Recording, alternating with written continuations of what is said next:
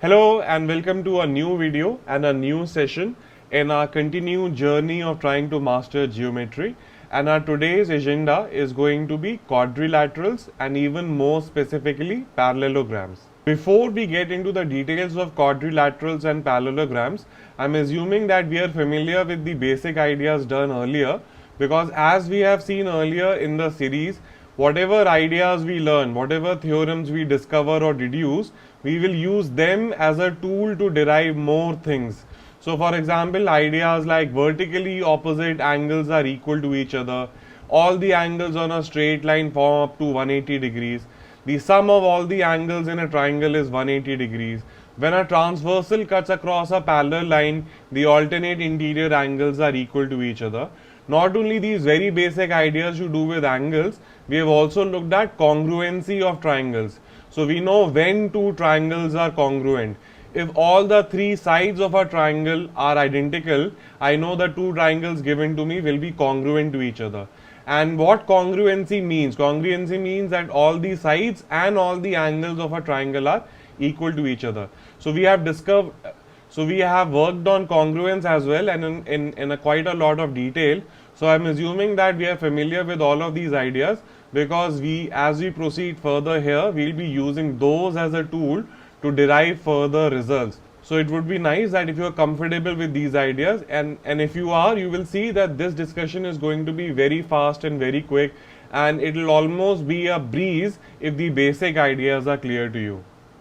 So let's get started. All of these figures are examples of quadrilaterals. What is common between them? You have four sides and you have four vertices. The shape might differ, the size might differ, but all of them have four sides and four vertices. Now some of these quadrilaterals, quadri means four, so the hint is very easily hidden in the word itself. Quadri means four, lateral means side, so any four-sided shape or figure is a quadrilateral. Some of these quadrilaterals you are very familiar with. A rectangle and a square, most people will very quickly tell you the formula of the area also, and what is special about a rectangle and what is special about a square. Not only that, you will see a rectangle almost everywhere. Any door that you open is a rectangle. The window of the video that you are watching is also a rectangle. So a very common figure in our day-to-day lives. So at a very basic level, we are all very familiar with quadrilaterals. We just want to go into a little more detail and observe and derive and deduce whatever else we can about them. So idea number one is that sum of all the angles in a quadrilateral is going to be 360 degrees. Now the idea is very easy, but how do I derive it or how do I prove it? And even that is going to be fairly straightforward. Just draw a diagonal across from C to A. And now you see your quadrilateral can be divided into two triangles, and you also see that the angles of the quadrilateral will be distributed across these two triangles. And I know about a triangle that sum of all the angles in a triangle is 180 degree. Now I have two triangles, so my sum of all the angles of these two triangles is going to be 360 degrees. And I know that the sum of all the angles of the two triangles is also equal to sum of all the angles of the quadrilateral. Therefore proven that all the angles of a quadrilateral add up to 360 degrees.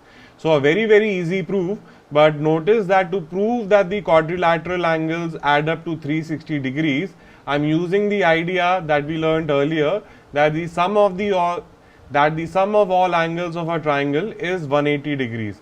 So one idea is derived from the other, which a process which you will see repeat over and over again, and that is why the utmost basic ideas, the very foundation, is very important, because once that is in place, the next idea is always going to be very easy for you. So before getting into the details and properties of quadrilaterals and parallelograms, let us first look at the classification of quadrilaterals, and how many forms can be there. So form number one for you is a trapezium. In a trapezium, a pair of opposite sides is parallel to each other. Any one pair of opposite sides is parallel to each other, and in that case you have a trapezium. So in the figures given, ABCD or 1, 2, 3, 4, both are trapeziums.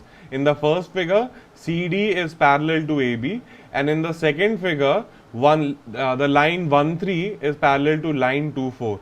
So when you see such a figure, you can call it a trapezium. And this is just a very basic definition.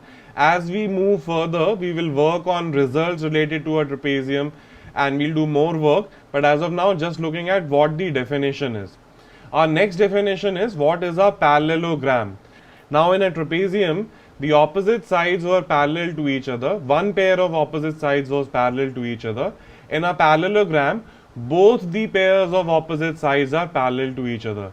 In the figure given, the line AB is parallel to line CD as well as line AC is parallel to BD. So such a figure will be known as a parallelogram. Now if you look at a rectangle or a square, these are specific forms of a parallelogram.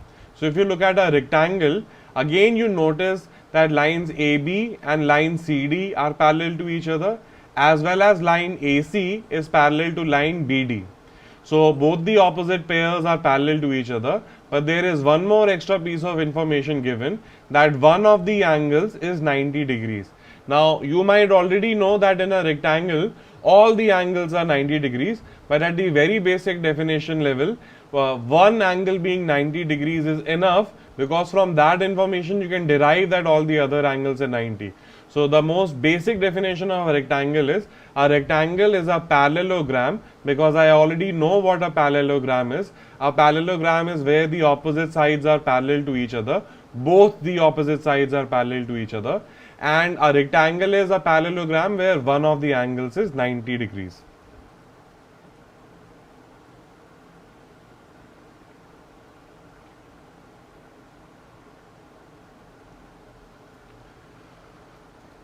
Another form of a parallelogram is a rhombus. Now in a rhombus, because I am saying it is a parallelogram, I already know that the opposite sides are going to be parallel to each other. Not only this, in this figure, all the sides are going to be equal to each other in size. So the side AC is equal to side CD, is equal to side DB, is equal to side AB. So when you see such a figure, it will be called a rhombus. It is a kind of a parallelogram where all the sides are equal. Now you know another very famous figure where all the sides are equal, and you've guessed it right, it's a square. So a square is a form of a rhombus because it already meets the property of being a rhombus. The opposite sides are parallel to each other and all the sides are equal. A square is also a rectangle because it's a parallelogram and one of the angles is 90 degrees. And obviously it is a parallelogram because the opposite sides are parallel to each other. So remember this classification. A square is a rhombus. Not all rhombuses are squares. A square is a rectangle. Not all rectangles are squares. And rectangles and rhombuses are different things. And all of these are falling under the category of parallelograms, which are in itself a specific type of quadrilaterals. And hence the topic is called quadrilaterals and parallelograms. So these are my basic forms of quadrilaterals, and this is just for definition. So when a problem says I have a trapezium or a rhombus or a square or a rectangle, some information of the question is already given to me, because say when it is given to me that we are talking about a square, I know the angle is 90 degrees and all the sides are equal, etc.